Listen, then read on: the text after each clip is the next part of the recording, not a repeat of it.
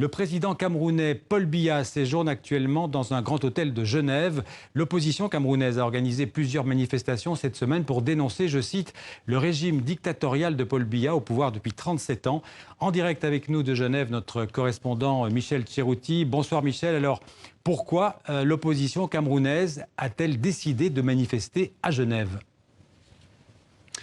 Bonsoir Xavier. Oui, écoutez, la Suisse et le Cameroun sont des liens qui existent depuis un certain temps. Il faut savoir que depuis que Paul Biya est président, il a ses habitudes à Genève en général et à l'hôtel Intercontinental en particulier. Il y séjourne très fréquemment, son épouse également.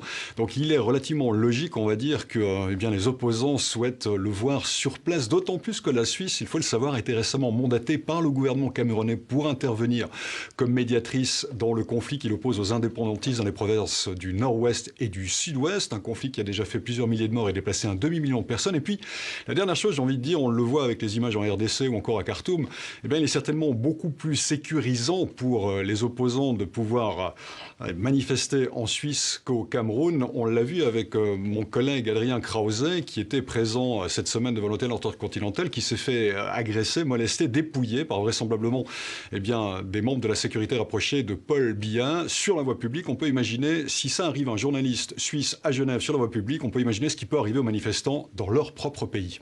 Alors Michel, quelle a été la réaction des autorités suisses à ces manifestations et à l'agression aussi contre le journaliste suisse ? Écoutez, tout cela peut être résumé par liberté de presse et liberté d'expression. L'ambassadeur camerounais a été convoqué par le département fédéral des affaires étrangères. On lui a clairement expliqué que la presse était libre en Suisse.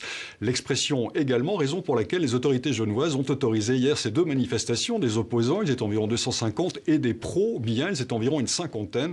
Les deux pas très éloignés les uns des autres. Et d'ailleurs, une des raisons pour lesquelles ces manifestations ont un peu dégénéré. Mais la liberté d'expression étant importante, la Suisse y étant attachée, on a autorisé cela. En revanche, comme ces manifestations ont quelque peu dégénéré, il est vraisemblable que si de nouvelles manifestations venaient à être demandées, elles seraient évaluées précisément à l'aune de ces débordements qui ont eu lieu hier à Genève.